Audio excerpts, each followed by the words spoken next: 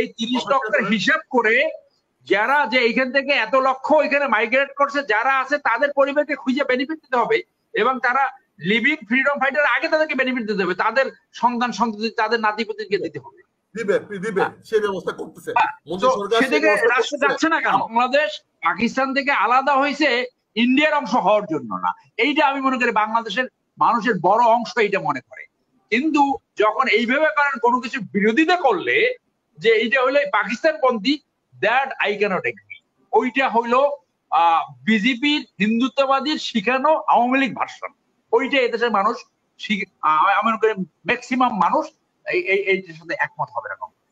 আপনারা যারা কোথাও স্থান পাচ্ছেন না, কোথাও কোনো জায়গা তৈরি করতে পারছেন না, কোথাও কোনো, আপনার কাছে বিএনপিও খারাপ, আওয়ামী লীগও খারাপ, বিএনপি তো চোর ভর্তি, আওয়ামী লীগও চোর ভর্তি।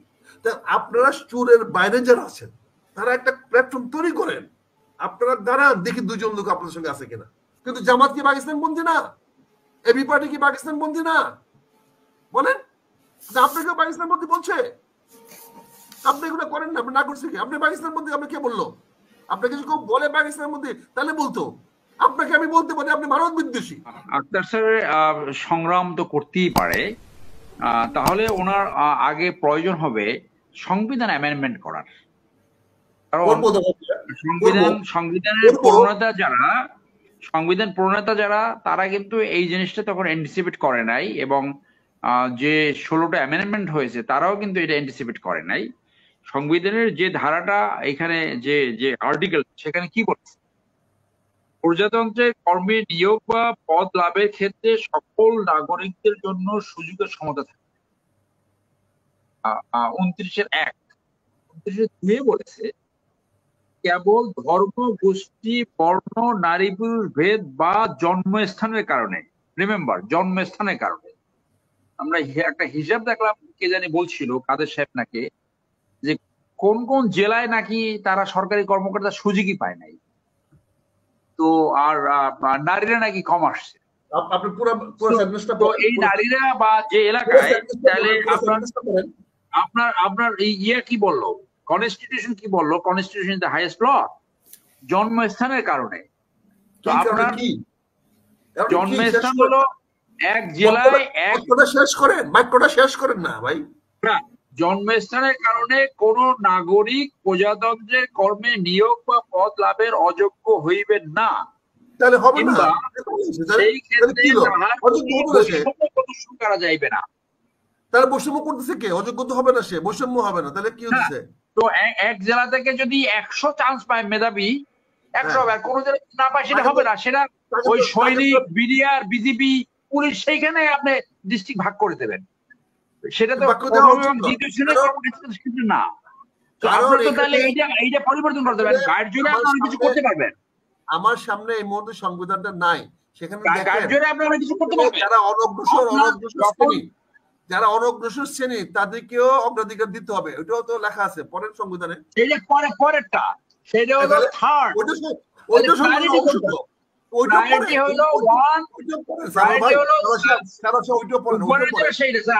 আপনি বলেন তারপর আমি বলি, কথার ভিতরে কথা বলুন স্যার, আপনি বলেন তারপর আমি বলি। আপনি বলেন না, আমি বলি স্যার। আপনি 3 নম্বরটা বলেন, আমি সংবিধান বলতেছি। 3 নম্বরটা সেইটা বলছি যে অনগ্রসর অংশ যাহাদের প্রজাতন্ত্রের কর্মে উপযুক্ত প্রতিনিধিত্ব লাভ করিতে পারে, সেই উদ্দেশ্যে তাদের অনুকূলে বিশেষ বিধান প্রণয়ন করা যাবে, যেটা কোঠার।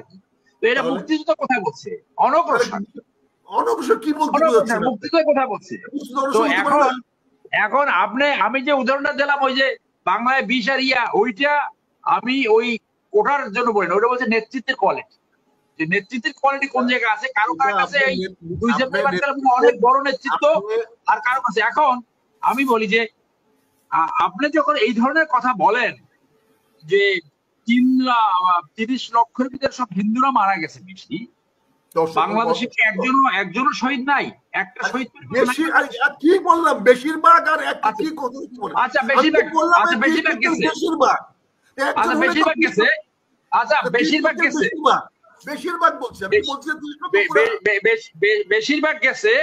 বেশিরভাগ গেছে। যারা মাইগ্রেট করছে তারা তো এদেশের অধিকারকে ক্ষুণ্ণ করে তারা মাইগ্রেট করছে।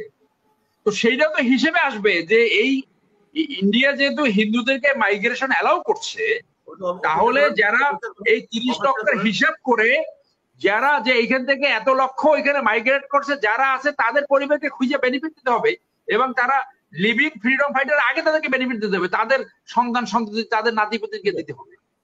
দিবে সেই ব্যবস্থা করতেছে সেদিকে রাষ্ট্র যাচ্ছে না কেন? সেখানে রাষ্ট্র যাচ্ছে না কেন? সেখানে যখন এইটাকে আপনার বিরুদ্ধে একটা আপনার কথার প্রেক্ষিতে একজন কাউন্টার করবে, কাউন্টার আর্গুমেন্ট দেবে, তখন আপনি ওই বিজেপির শেখানোর টোনে আপনার ওই কথাটা ওইরকম মনে হয় যে আওয়ামী লীগকে যেটা শিখাইয়ে দিয়েছে যে যারাই আপনার প্ল্যান প্রোগ্রামের অপোজ করবে তারাই হলো পাকিস্তানপন্থী। পাকিস্তানের সাথে বাংলাদেশ আর কোনোদিন এক হবে না, কিন্তু বাংলাদেশ যে ইন্ডিয়ার প্যাটের ভিতরে ঢুকে যাচ্ছে এইটা দেখেন আপনার স্বাধীনতার ফসল হয় কিনা। ঢুকে তো গেছে, বাংলাদেশের প্রত্যেকটা জিনিসে তারা ইন্টারভেন করে, সে ব্যাপারেও সজাগ থাকা উচিত আমাদের যারা ফ্রিডম ফাইটার। তো বাংলাদেশ পাকিস্তান থেকে আলাদা হয়েছে ইন্ডিয়ার অংশ হওয়ার জন্য না, এইটা আমি মনে করি বাংলাদেশের মানুষের বড় অংশ এইটা মনে করে। কিন্তু যখন এইভাবে করেন কোনো কিছু বিরোধিতা করলে যে এইটা হইলো পাকিস্তানপন্থী, দ্যাট আই ক্যানট এগ্রি। ওইটা হইলো বিজেপির হিন্দুত্ববাদীর শিখানো আওয়ামী লীগ ভার্সন। ওইটা এদেশের মানুষ আমি মনে করি ম্যাক্সিমাম মানুষ এইটার সাথে একমত হবে না। ধন্যবাদ আপনাকে। বেশিরভাগ মানুষ যদি আপনার সঙ্গে একমত হয়, ভালো, গুড, আপনি সেটা করেন। কিন্তু বাংলাদেশের এইটাও দেখা যাচ্ছে বেশিরভাগ মানুষ মনে করে আজকে বাংলাদেশের একটি শ্রেণী হিন্দুদের প্রয়োজনায়, ইন্ডিয়ার প্রয়োজনায় এই দেশে একটা ভারত বিরোধী একটা টোন তুলতে চায়, তুলে বাংলাদেশের স্বাধীনতাকে কোশ্চেন করতে চায়। যেমন আমরা দেখেছি ইউক্রেনে কি হয়েছে, ইউক্রেনে রাশিয়া বিরোধী একটা চক্র উঠে আজকে ইউক্রেনের পতনের মুখে নিয়ে গেছে। আজকে পাকিস্তানিদের একটা ষড়যন্ত্র আছে যে এখানে একটা পাকিস্তানি একটা প্ল্যাটফর্ম তৈরি করে ইন্ডিয়ার সঙ্গে একটা ইন্টারফারেন্স করার সুযোগ দিয়ে দেওয়া যায় কিনা। আপনি যেমন বাংলাদেশের কথা বুঝেন, আপনি যেমন জনগণের প্রতিনিধিত্ব করেন, আপনি যেমন বেশিরভাগ মানুষ আপনার টোন বুঝেন, আমরাও তো কিছু কিছু মানুষের টোন বুঝি, আমরাও তো মানুষের ইচ্ছা অনিচ্ছা বুঝি, আমরাও তো মানুষকে নিয়ে চলাফেরা উঠা বসা করি, আমরাও তো দিনে দিনে প্রতিদিন আমাদের অনেক লোকের সঙ্গে দেখা সাক্ষাৎ হয়। আপনার এই উদ্ভট চিন্তা চেতনার সঙ্গে তো বাংলাদেশ সাধারণ মানুষের মিল পায় না। মিল পাই আপনারা যারা কোথাও কোথাও স্থান পাচ্ছেন না, কোথাও কোনো জায়গা তৈরি করতে পারছেন না, কোথাও কোনো, আপনার কাছে বিএনপিও খারাপ, আওয়ামী লীগও খারাপ, বিএনপি তো চোর ভর্তি, আওয়ামী লীগের চোর ভর্তি। তা আপনারা চোরের বাইরে যারা আছেন তারা একটা প্ল্যাটফর্ম তৈরি করেন, আপনারা দাঁড়ান, দেখি দুজন লোক আপনাদের সঙ্গে আছে কিনা। দুজন লোক দেখান না, দুজন লোক দাঁড়ায় দেখান না যে আমরা এই দুজন আছি, আমরা এই চোর দলে নাই। আপনার চোখে আওয়ামী লীগও চোর ভর্তি, বিএনপিরও চোর ভর্তি। আপনি যে সাধু, আপনি সবাইকে চোর বলবেন, ভালো বলবেন, আপনার সুনির্দিষ্ট নিশ্চয় প্রমাণ আছে, সবাইকে চোর বলবেন, সবাইকে ডাকাত বলবেন। আপনাকে মানুষ কি বলে সেটা কোনো জিজ্ঞাসা করেন? সেটাও তো চোরে চোরে যে একটা আনহোলি অ্যালায়েন্স হয়েছে, তো আপনি তো সেইখানে থাকতে পারলেন না। আমি এই ভালো পদার সাথে কয়জন দাঁড়ালো? আপনি রাজনীতিতে এবং আর্মিতে দুই জায়গায় আমার সিনিয়র, তো আপনি যে আমার পূর্বসূরি, তো আপনি সেখানে কেন থাকতে পারলেন না? এই কথাটা তো চলে আসে। আমি তো সেখানে আছি, সত্যিই থাকবে সেটা। আমি তো চোরের দলে আছি, আমি তো চোরের দল ছেড়ে যাই নাই, আমি তো চোরের দলে আছি, আমি তো চোরের দলে আছি। আওয়ামী লীগও চোরের দল, বিএনপিও চোরের দল, আপনারা দুইটাই চোরের দল। কিন্তু আপনারা যারা সৎ সাধু, আপনারা একটু দেখান, একটু প্রমাণ দেখান।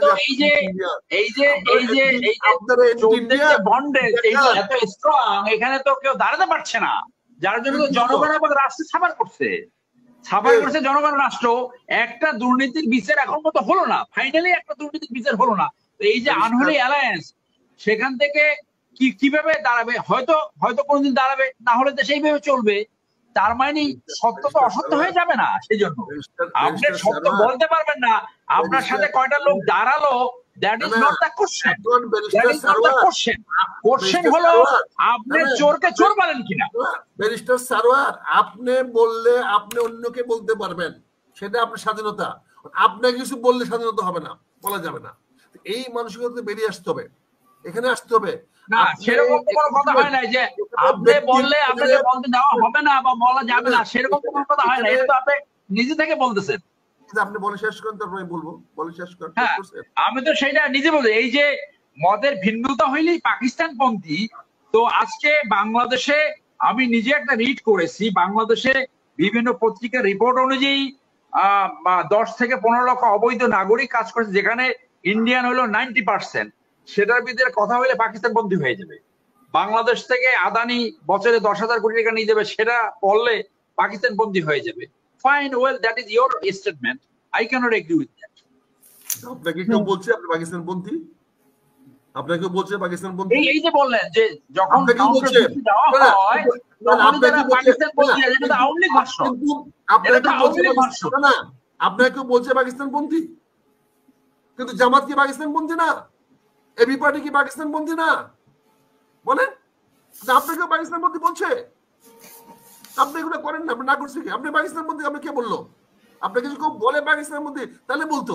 আপনাকে আমি বলতে পারি আপনি ভারত বিদ্বেষী, সেটা আমি বলতে পারি। আপনি ভারত বিদ্বেষী, এইটা আপনি গর্ব করতে পারেন। আমরা ভারত বিদ্বেষী কেন হবো? আমরা জনগণের পক্ষে কথা বলবো। কেন বলতে পারছেন ভারত বিদ্বেষী? এটা আপনার কাছে ভারত বিদ্বেষী মনে হতে পারে, আমি তো ভারত বিদ্বেষী হবো না। ভারতে আমার অনেক বন্ধু আছে, এটাকে তো এইটাই দিয়ে আওয়ামী লীগ ভাষণ। জনগণের পক্ষে কথা বললেই ভারত বিদ্বেষী, পাকিস্তান বিদ্বেষী। তাহলে আপনি যদি ভারতের বিরুদ্ধে বললে ভারত বিদ্বেষী না হন, তাহলে কেমন হলো এটা? আমরা জনগণের পক্ষে বলি, সেটা কারো বিপক্ষে যাবে? আপনাকে জানেন জনগণের খবর আপনি কই রাখেন? জনগণের কারে চিনেন আপনি? আপনি জনগণের কে? আমি তো জনগণের সরকারের বিরুদ্ধে মক্কেলা জনগণ তো একটা রে ভাই, প্লিজ। মক্কেলা জনগণ এক না। একটা ইউনিয়ন বোর্ডের মেম্বার, সে বলতে পারে জনগণের কথা বলে। একজন ব্যারিস্টার বলতে পারে না, একজন চিফ জাস্টিস বলতে পারে না।